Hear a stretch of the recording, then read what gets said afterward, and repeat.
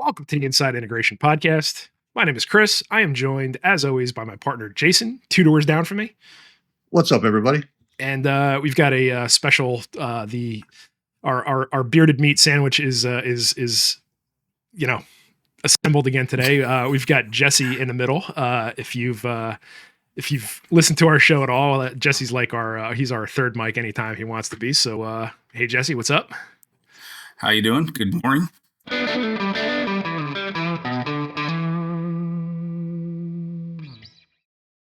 Today we've spent the last 10 minutes just trying to figure out what topic to go with today.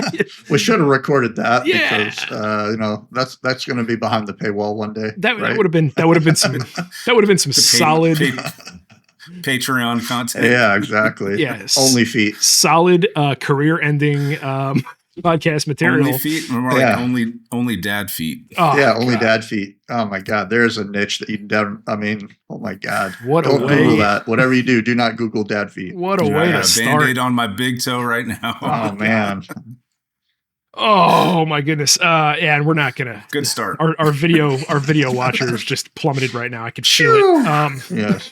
Like, please, God, I don't want to see any bunions. No bunions. Yeah, we're not going to do that. Cool. That's a good opening note to you got to know where your niche is, right? Like that's right. Let's go. But no, we're going to talk a little bit more today about Jayson was out at Samsung. There was a Gary Vee presentation that talked a little bit about marketing, so we might get into that a little bit.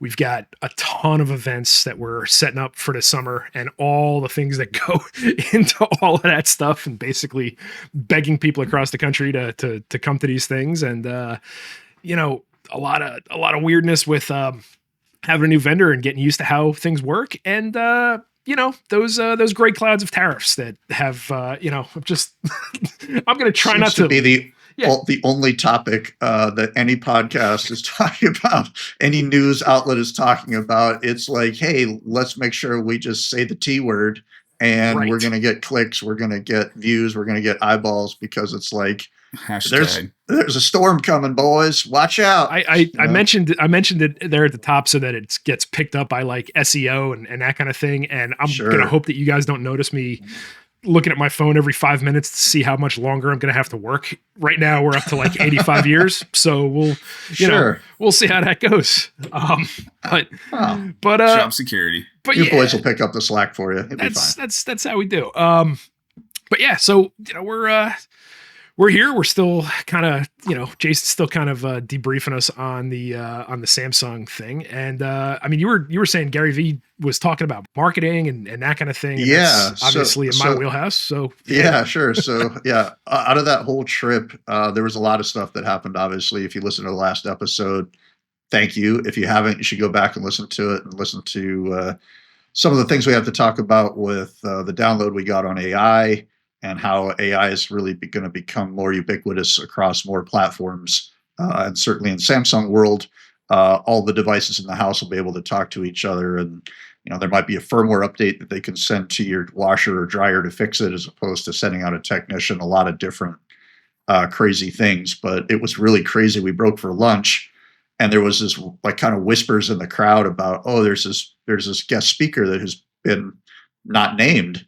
And I was like, well, that's kind of a curveball. I didn't really see that. I just saw, keynote, but I didn't think much about it. And of course, with Samsung losing one of their top people in their corporate ladder, I was like, does this even make sense? Like, are we going to hear from somebody within the company or something like that? We walk back in from lunch, and Gary Vee is sitting on the stage with one of the heads of marketing for Samsung. And if you're not familiar with who Gary Vee is, he is a self-made multimillionaire, took his dad's local wine shop from, I will just say, the local wine shop into like a $24 million a year online entity, all before he's 30 years old, right? So guy just flies off to the moon, puts his dad's wine store online, and they're uber mega successful. Snowball that into this guy's a branding company, a marketing genius, has something like 65 million viewers on YouTube, and the list of campaigns and the list of accolades and partnerships that he started, worked with, been a part of, just pretty mind-numbing. So to hear what this guy has to say about his perspective on people moving to the country and American dream and all of that good stuff, being a son of Russian immigrants, all the way to basically now being one of the top 3 or 4 entities on YouTube in terms of viewership and subscribers is, we'll just say was a pretty impactful conversation. Most important, and more importantly than that entire list of accomplishments and accolades, is the man is from New Jersey. So I just want to make sure that that's known. Yeah. Does he say Taylor ham or does he say pork? No, he's firmly in Taylor ham country. He's in North Jersey, so we won't hold that against him. But okay. I could imagine the marketing spin that Gary Vee would put on Taylor ham, because that would make it's just Taylor ham from now on if Gary got his mitts in there. Right. But one of his, aside from the marketing stuff, like one of his main things is really just, it's about the exposure and it's about finding your niche, right? Like this guy was able to just rocket to the moon because he found this niche that wasn't being served in, online wine sales. And he did the legwork to figure out like how to make this all legal. Cause these are obviously alcoholic beverages and interstate commerce. And there's all these things here. So he put the work in, but more than anything else, he found his niche. And once like he hit this vein of gold, yeah. And it just went. And I think that's aside from, and Jayson, you're going to get into a little bit about what he talked about, but I think aside from anything else, just finding your niche and blowing it up, right? Like if you're the best theater guy in your area and your area has, 10 integrators in it or whatever, be that guy, right? Like there's nothing. Pick your shot. Yeah. Be the one that's like, oh yeah, this guys are known for, the best lighting and integration in the game, or these guys are known for the, they're the high end home theater guys. And, sometimes that comes with a bit of a burden because people are like, oh, well, I probably can't afford that. There's always that, that sort of tipping point of like, oh, they might be too snobby for me. They might be too snooty tooty for me. Right. So you got to be careful with that. But maybe that doesn't matter in the Hamptons. Maybe that doesn't matter in Bellevue, Washington, right? Like maybe being the most expensive one because you're the best, maybe that pays dividends. I don't know. But what I will say about what I took away from all of the things that Gary was talking about, and there was quite a few, but we talk about this, and this is, I know we already said this is going to be a dagger very, very close to your heart, Chris, but the amount of money that businesses should be budgeting or planning for when they put together a marketing budget was pretty shocking. And of course, when you hear numbers like 20%, people say, whoa, like what are you talking about? 20% of my total operating capital or my total, budget for the year, I'm going to spend that on marketing. Like, how am I going to be able to show a return on that? And that was really where, to your point, Chris, getting granular about the details, spending some money on search engine optimization, getting a partner out there that understands web marketing and understands social media marketing, could absolutely be an exponent on your bottom line for the year, just simply by the point of you're getting views. Does your dog have something to say there, Jesse? Sounds like it. Or your stomach? It's definitely my dog. I do apologize. I don't have like a private room I can go into, but I'm gonna mute while he's it's totally fine, well, man. It's all ambiance. This was a pirate ship. The dog could bark. It was really, I just wanted to say hi to the dog. Well, the first thing I heard was the chains being dragged across the floor, and I'm thinking the worst. And then thank God I heard the dog growling. It's like, okay, everything's okay over there. What else is going on in here? Yeah, we don't need to call anybody. We're okay. Got it. Okay, it's the dog. It's all good. But yeah, I mean, bark once if you're okay, buddy. Yeah, to see that kind of that's two. Yeah, there we go. To see that kind of that kind of person at that profile throw a bar down like that in terms of like, this is what I think a realistic marketing spend should be for your business, especially if you're starting out. But if you're finding yourself in a plateau, like you've reached that sub $2 million a year, or you're in that sort of wheelhouse in terms of this is our annual revenue, but you keep bumping up to that number, there's something's got to give. You've either got to grow, you've either got to gain more eyeballs, more customers, or you've got to, and if you're going in the latter, you got to figure out a way to get some outreach. And that, that marketing budget, of course, 20% seems outrageous. And I think a lot of the people in the back of the room from Samsung probably passed out when they heard that number. And Gary, for what it's worth, like let's think about this here, right? So if you're talking about Samsung spending 20%, it's probably not that, because Samsung is orders of billions of dollars or whatever. Magnitude, but right? Yeah. Think about the event that you went to. Think about how much that costs to put this up, right? Like when we talk marketing, like you're not specifically talking about, LinkedIn ad spends or, your local penny saver or, whatever that might be. Like you're talking about like, okay, part of your marketing budget should probably be things like lunch and learns with architects, right? Like buy an entire office of 20 people lunch for the day. That's a good chunk of change, right? Like, sure. Here, and to say nothing of paying somebody to, do your branding so that all your branding matches, right? So when you send an email, your signature looks like your business card, and that's the imagery that they associate with you. That's the hell that I'm in right now. I was going to say, quite literally, Chris is just telling his own story here. Yeah. That's why my Apple Watch keeps going into AFib every like 15 minutes is because there's a lot of moving pieces here. But for anybody, that's something that makes sense. Your branding is all consistent. It's all the same, right? So if you're an integrator and, you have a website where clients can go to find out more, that matches who you are and what your voice is. And then all these things kind of come down, right? So your emails look the same and your business cards look the same. And, if you make an instruction sheet for your client, which everybody should be doing, that matches as well, right? So now here's your, this is your brand. It gives you a standard for everybody in your org to, kind of meet. And that is not typically something that you think of as marketing, right? Like, marketing is, it's your branding, it's your voice, and it's your look, and it's everything else. And I could totally see 20%.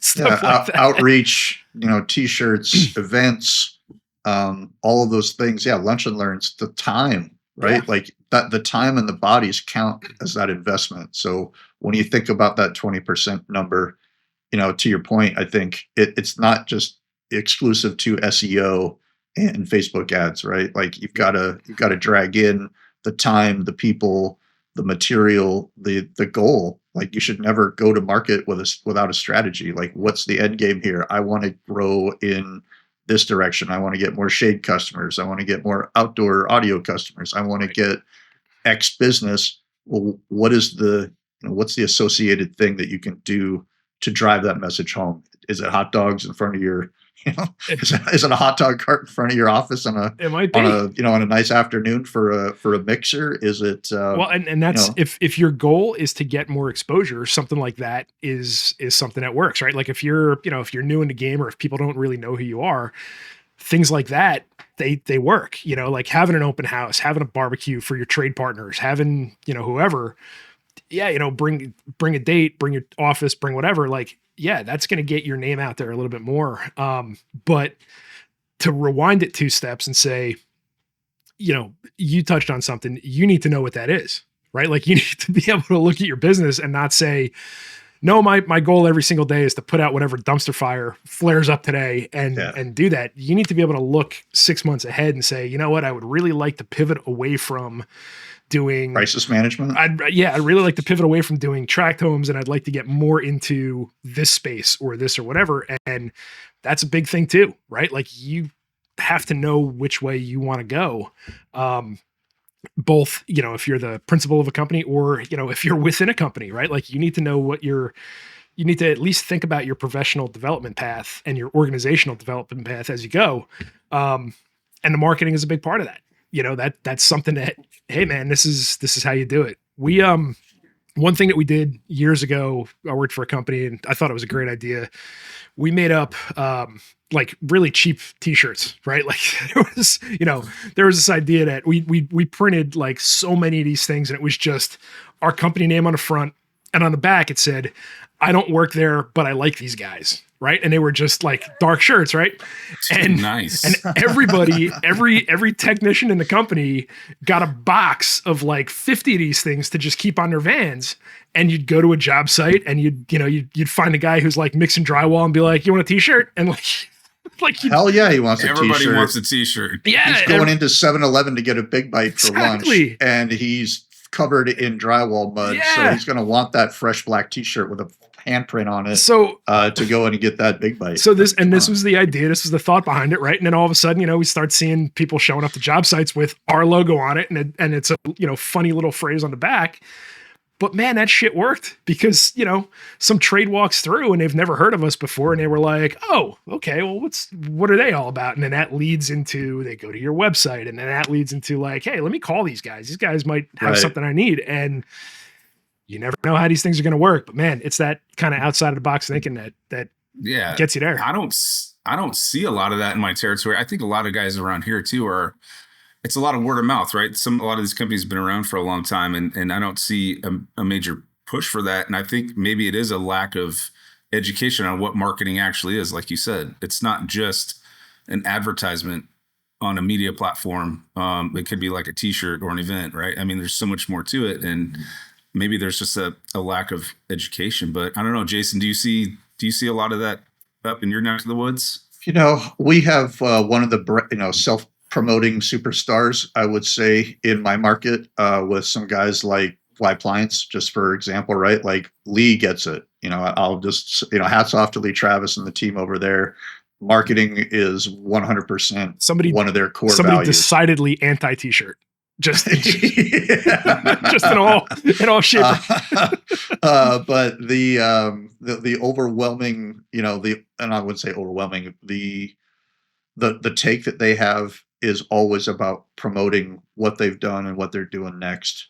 And I think Lee could absolutely point to some of those videos as being barrier breakers for them. They're partnered with some lifestyle brands. They've done some really high-end installations in various markets around the country. I mean, the Frank Lloyd Wright home, Towson West, pretty bright, pretty bold feather in their cap in terms of being able to add lighting into a space like that. There's a prime example of, hey, if I could take 10% of this glimmer and paint that on my business, what would that be? And I think it's certainly the personalization, the branding of Y Appliance, and kind of how they position themselves as the answer yes to just about any question. Right. So it's a great, it's a prime example of who we have in this territory that really markets themselves well. But I don't see the gag reel shirts, short of the ones that you see on the Inside Integration online store for your complete line of scented candles and AV industry joke shirts. But we don't see a lot of that kind of branding, and whether or not that's just the style up here, or maybe it's something that's just missed. I think a lot of people get, and I know I'm certainly guilty of it, is you're kind of the star of your own movie, and you're sort of like take some messaging for granted, or you take some perception, rightly or wrongly, of yourself for granted, right? So then when you get out there, people are like, "Oh, I've never heard of you," and you have nothing concrete to point to other than maybe like a pictures or a website or something like that. Having those T-shirts or having those actual tangible objects, right, helps close that loop. So that the takeaway for me from all that stuff from Gary Vee is like 20% is absolutely a realistic number, especially when you aggregate it into all of the other things that you're doing in your business to promote yourself. Well, and it's different strokes for different folks, right? Like, and it all depends on what your niche is, what your voice is, what style you are, right? Like t-shirts aren't right for everybody. Not at all. Nope. Like you're not gonna go around passing out grease shirts if you're like the the high end, like super duper, right? Like that's, hey, this guy just spent $1 million with me. Have a t-shirt, bud. Exactly right. Like that's maybe you want to be a little bit more exclusive than. Yeah, you probably want to get that guy a bottle of you want to get him like some Louis the 13th. Yeah, something like that, right? But like a nice Baccarat crystal bottle. That's your but that's up to you to find out, and that's where the Gary Vee example is great because it's a niche, right? Like you got to figure out where you fit, and look at your market, look at what are you comfortable with, what do you want to do, right? Like this stuff is all figure out your why, right? Like not to sound like every other person on LinkedIn, but like a TED Talk. Figure out your why and get there. Jesse, you unmuted. Was that just led to? Are we bringing the dog back in? I guarantee there's something outside that she is not happy about, and it could just be a person or a dog walking by. But could be a package. Just letting you know, hey. Who knows? Who knows? But yeah, I see a lot of dealers in this down here where they're just kind of comfortable with how things are, and it's a little frustrating as a sales guy where you're like, oh, but you could be so much more. You could do so much more. And they're just kind of, cool with it. Not all dealers, but, some of them they're just kind of cool with the status quo. And I guess it frustrates me a little bit. I mean, we're sales guys, but it's also them not seeing their full potential. You know what I mean? And I guess me not knowing a way to encourage that. But I think maybe with Chris's help and his ideas. No. I know you laugh at that, but dude, no, don't worry. I won't ask you anytime soon. Chris has no ideas. Empty. Breaking rocks and shoveling holes. I know. When I turn my ears into the wind, it sounds like Zamfir's pan flute. Just exactly. Nice. Right. Nice little callback joke. You got it, buddy. I like that. Oh man. So, I mean, I think, the big takeaway, at least for me from all of that is, keep your eyes and your ears open, keep your mind open to new ideas. And when you think about what a marketing spend is, maybe don't think so much specifically on I'm buying ads or I'm giving money to some agent to run ads on a radio or somewhere for me. Yeah. I think that budget should really be all encompassing for everything that you're doing, including stuff that you're doing with your staff, with your team, right? Like you're going to host an event. You've had techs in these people's houses that maybe have a great rapport with some of your customers, maybe even better than the rep principal does. Those are the kinds of folks that you want to press buttons on and make sure that they're feeling the love. Hey, thanks for doing business with us. We're doing this little thing. We're doing a get together. We'd love to have you come out and check us out and be a part of it. Right. Even if it's not business today, that continued relationship building and that moving away from just a transactional process with our customers out there is going to be the way to continue to market and to sell your goods into the future. Yeah. And it's all about, and again, like we're not dumping on people that are, comfortable in their niche, right? Like that's a whole different absolutely thing, not. Right? Like they've got to figure it out. Don't tell me what to do. If they're happy with where they're at, they're happy with where they're at. Far be it from me, far be it from these three jerk offs on this call to be like, no, you need to do this. Like, no, you absolutely do not need to do this. This is the thing. If you've got aspirations of expanding this thing, I think it's an important exercise to see where you want to go. And for what it's worth, man, if you're a principal or with a company that, you don't want to be involved in marketing, then it is super important. If these are things that you want to do, you got to find somebody who, you can share that vision with, right? Like, it's really important that, and I've seen this more times than I can count. A company brings in a marketing person or, hires a marketing firm or whatever it is. And it's rough, right? Like they're producing good work. The stuff looks great, but it doesn't feel like it's your company, right? Like I went through this a couple times. Yeah, it's not organic, and a lot of times, like I lived this, right? Like we hired a marketing person. She had no idea about CI, so we kind of gave her a little bit of an education and kind of walked her through it, and we got a whole bunch of stuff back, and it was like, yeah, I guess this stuff is pretty okay. And then, for 6 months to a year, like I hated our marketing stuff. Right. And that's, you got to avoid that pitfall. That's a big one, right? You got to find somebody who you get along with and who, you can articulate your vision to and who can get it right back. Yeah. That's Don't huge. go for the budget buy every single time. Don't go for the least expensive option every single time, because you will inevitably get the least valuable results from that. Not to say that there might not be some, Hank Aaron level, Sure. marketing person just ready to shoot off to the moon, and you were Diamond their in the first rough. stop, right? Like that, there's certainly that possibility. But if you're looking at a marketing budget and going, oh God, like I don't see the value in that, then you're not spending your money in the right way to market yourself, right? You should spend money that's appropriate to your vision. And again, maybe listen to some of these experts. If you're paying for a real expert to come out and do a market analysis or do some, what can we do collaboration wise to push your business? Maybe take some of their feedback to heart. Don't immediately discount it because I've seen that happen more than once, where it's like, yeah, I spent all this money, but I didn't like what they had to say. Like you missed. You spent this money on nothing. You wasted this money because you were so sure that you were right that you didn't even give them a chance to be collaborative, right? You didn't expose yourself or be vulnerable enough to show that you were wrong. Psychologically, you've spent the money on X is checking off the box in your head, and now you can move on. That's not the approach, right? Like that's not a recipe for success, for sure. Well, speaking of marketing, we do have we're all about to be on the road pretty much for this entire summer, right? Like you guys got some stuff. You're going to spend an ungodly amount of time in Topgolfs all over your region. Our other regions are. My handicap just went down at least 3 or 4 points, 3 or 4 strokes, just by having this call. So I'm excited by that. Yeah, my ability to sink putts in colored circles 200 yards away. That's really going to improve this summer. It's going to, I'm definitely going to hit some more out of the back. This being my first year as a rep, I was at first when all this was starting, I was like, is this normal? But, judging from Jayson's reaction early on with these, I guess you could call them marching orders, it is not.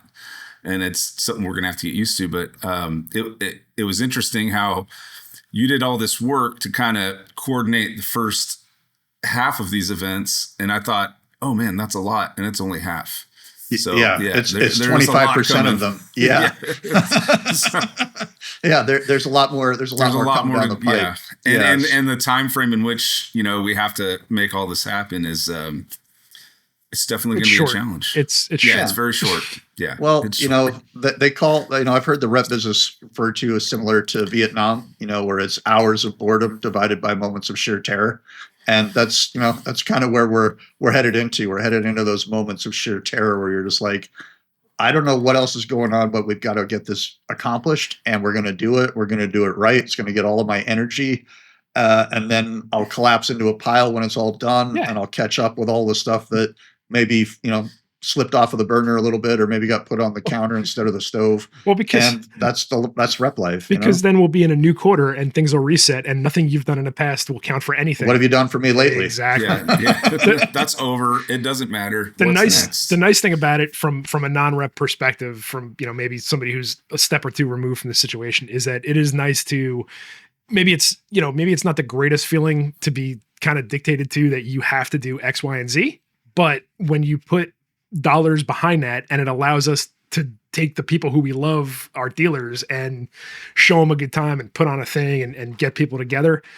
That's a lot of fun, right? Like it's outside the norm and whatever, but making it able to do these things is awesome. Like that is just a great, and again, 2 steps removed. I'm not the guy, maybe I'll fly to 1 or 2 or whatever. I don't have to drive all over, multiple states through multiple mountain ranges and go to all kinds of places, but get to high five an elk on your way. I mean, cool. He's going to end up in my lap again. That's really the whole thing. But, it's maybe we'll try and pick somebody from the Rotary Club this time.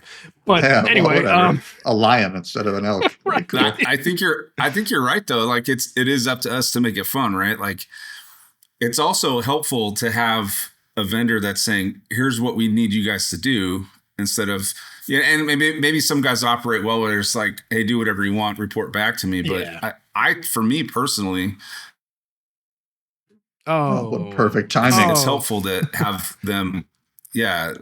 Sorry, we're losing you. Give us something to do. Yeah, you froze there for a second. Sorry, Joe. It's like right when you're about to emphasize. Here's what the you think point you should of do, the it just entire froze. thing. Silence. Right. Okay. The internet Okay, strikes good. again, Well, undefeated. Driving his house through a tunnel. Sorry. Sorry. Yeah, how does that work? There was no fluctuation in my signal. Yeah, who knows, man? Anyway, It's the internet. I guess my point is we'll make the best of it. And Of course, it'll be fun. And it's going to be It's going to be a lot of fun. You're right. You know, for all of the work, and it's like planning a good party. You know, you put a lot of stress and a lot of heat on yourself to make sure your house is clean. You got food there. You got all the beverages, the entertainment, whatever you're doing. And then people show up and you're like, oh, good. Finally, I can relax, you know? Yeah, exactly. at least you hope so. You're not sitting there being a server at your own event or something like that. It's a terrible way to enjoy no, it's an activity. Always self-serves. Buffet Yeah, style. for sure. Yeah, so right buffet on. for the Badgers. So the point baby. the point of the whole thing is look for a whole bunch of events coming up in all of our territories everywhere. Like we're all over the place. But yeah, there's going to be a whole bunch. There's going to be a whole lot of opportunities to come out, play some golf. There's going to be some breweries in there. There's going to be all kinds of fun stuff that we're standing up this summer, and we would love to see you. Yeah, May 13th in good old Portland, Oregon. We're doing May 15th in Boise, Idaho. And then the following week on Tuesday, May 20th. Also Idaho. May 20th will be in Seattle, Washington. So those are the first three events that we've got, and those are the ones that I care about because they're the ones that I booked. So everybody else is on their own. Yeah. Anyway, I mean, check out our website and stuff for more. I'm teasing. But yeah, we're It'll not be great. More to come. Obviously, with the pirate ship, I didn't want to throw anything specific in there, but hey, whatever. I it's did. Pirate ship. I want to promote through my pirate ship. We'll get 10 people who listen to this thing will show up and show out. And they're not even in our market. Absolutely. Exactly. And come and have some barbecue and swing a club. come and see Scented Candles in person. Maybe that's I don't know. Ooh. Oh, Come and sample. A swag table? I don't know. oh. Come on. I think that's Now a we're bridge too spitballing, buddy. far. No, it's not. Maybe. That's It's going to be a side probably- deal. It's going to be a side deal in the van. Probably. That's right. We'll have like a compartment because we're gonna have to have a van, right? We're gonna have product. So maybe we just have a little shelf in the van, and hey, you want to come to the van and check out some swag? That's a little weird. Yeah. Well, that sounded like that's a the Taco point. Bell meeting in the 90s. You can find us. Foley's van. You can find us in the parking lot at Home Depot, and we're going to be like, I got too many speakers for this install, and my boss, Yeah, right. Yeah. my boss doesn't want me to bring them back. So Here's the invoice. have that a I scented hand wrote. can. Yeah, exactly. Give me an extra set of these at the office. It's good to know that was a thing across the entire country, and not just in my neck of the woods, man. I always wonder if that white van model ever made any money. Like I would love to see. You know what? It did. They caught me walking into a Good Guys in Tukwila. I think it was a Good Guys. Could have been I don't know. It was one of those stores that's not in business anymore. But I was going in there to buy speakers, and I ran into these guys in the van, and they had the handwritten pink slip. That's how it works. I haggled them down to like $15 per speaker. So Nice. I actually bought the speakers. They were like, dude, 125 each. I was like, you guys are crazy. There's no, but I'm sure they did make money. Yeah. I needed speakers and got out of there with $30 and a pair of speakers, and they lasted about 2 years. There you go. Yeah. They fell apart. In my college days, a buddy of mine was like, hey, I got this job selling AV stuff like you're into. And I was like, oh, really? Like, who are you working for? He's like, we drive around in a van with a receiver, projector, a screen, and a couple sets of speakers. And it's like home theater in a box. And we just pull up and we're like, hey, we got this extra thing. And they would drive through the parking lots of Best Buy's, Circuit Shitty, whatever local AV company was in the market, or they would hang out at like racetrack gas stations. And my buddy Sean is like, dude, you have no idea. He's like, we sold like 6 of those things today. And I was like, what are you talking about? And he's like, yeah. He's like, we tell them it's like, $3,000 for the whole package. And if we sell it for $1,500, we only have to pay like $600 for the set, and we get all of the profit above that. And to be rolling around with some crackhead selling projectors and screens and AV receivers and speakers in the late 90s, early 2000s wouldn't be aspirational for yours truly, but I mean, my Right. guy was money. making money, was making cash. He's like, hey man, I made $1,200 today. I'm like, motherfucker, I made Nice. I have to bust my ass for like $2,000 a week. Like, what are you talking about? I didn't pay a dime on any of it. No taxes on any of you were this. smoking pot and eating big bites all day and selling speakers to nobody that had any idea. I love how he was like, "Hey, I'm in the AV business, like, Yeah, just like that's you." That was exactly his take, and I was like, well, so There's no Are you? future. so You're not. that's one theme. That's one good way to become aware of the scam. But the other part of it is when like a loved one comes up to you and they're like, "Hey, you do AV for a living? Yeah. What do you think of this deal that I just got from this van and the thing?" And like you have to be the one to open the box and find out that there's like cinder blocks or sand in there or whatever. It's like, pull the thing out and you're looking at this paper cone. Like, how did they even make this? Well, how is this? You go to grab the speaker out of the box and you hit yourself in the face with it because it's so light. It's just balsa wood, right? Like it's just veneer. Like when you go to grab the milk out of the fridge and someone left it empty and you hit the top of the fridge. Exactly. Exactly. You know exactly what we're talking about. It's like, oh my God, these are such lightweight components. Isn't that the future? That was a rough moment because then you're tap dancing, right? Like you don't want to hurt your friend or loved one's feelings. And you're like, oh yeah, these are good. I've heard of Horsedale before. Yeah, no, absolutely. Sure. It's just like the ones. Are you serious, Chris? You didn't say, what'd you do, you idiot? You know what? Back then I cared a lot more about personal relationships than I do now. So yeah. Nowadays it would have been like, you dumb motherfucker. That's what I was waiting for. Family member versus tangentially associated person is a different world, right? Like like, oh my God, I don't care about this guy's feelings. Let me grab your heart like Mola Ram and look at it. I think this is That's the name brand of the speaper. That it is that what they are? The Mola Rams? Yeah, there we go. It was on this laminated stereo review thing.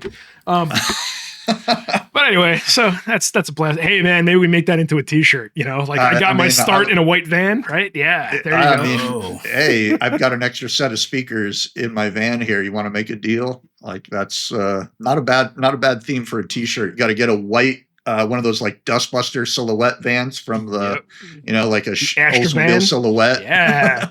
No, the one that looks like a Dustbuster with the pointy nose. The Chevy Lumina Oldsmobile silhouette. That's the one. My father had one of those. My dad had a silver one, and it was the silver bullet. And I could not, for the life of me, figure out why anybody would drive one of these things. But anyway, that's what you need. There's the t-shirt, heather gray, black outline with the van on it, with the door cracked on the back. Well, what if it's so? And hey, we're gonna crowdsource this, right? But like, what's it's just a picture of a white van with the door cracked open and a guy like with a speaker box like hanging out of it, like trying to get your attention. And then underneath it says, white vans, not just for free candy. Right? Yeah, not bad. Not bad. Marketing. You don't never buy anything out of a white van. That's what you got to do. It's just avoid white vans altogether. Especially when there's, blue tarps covering the windows on the inside. Those are the scary ones. Yeah, it's probably some shake and bake going on in that van too, along with the speaker business. We're going to a dark place for sure. So anyway, I think that's run its course. Thank you for joining us. We're so happy you've decided to give us a half hour of your day, and we hope you'll keep listening. Yeah, I think we went a little over half an hour. Jesse, any final words? I always feel like I'm behind on these things, but no, I don't have anything. So I hope that's great content for the listeners. Who's that bearded guy that doesn't say anything the whole time? It's because my counterparts do all the talking. Well, we were verbose today. We had no idea. I wasn't prepared, but I don't think any of us were. None of us were. So there you go. We're easing you in. Don't worry. That's right. Yeah, we're going to get you there. We're going to get you there. So if we didn't hear it before, check out the Inside Integration podcast store. We've got some fun merch in there with some full line of scented candles, as Chris is very proud to announce. Buffet Badger t-shirts, Ugats t-shirts, we got all that good stuff. We're not making $1 on it. We just want to have a laugh when we see you wearing one at a show or convention. If you've listened this long, thank you very much. We love you. And take care, everybody. Bye-bye.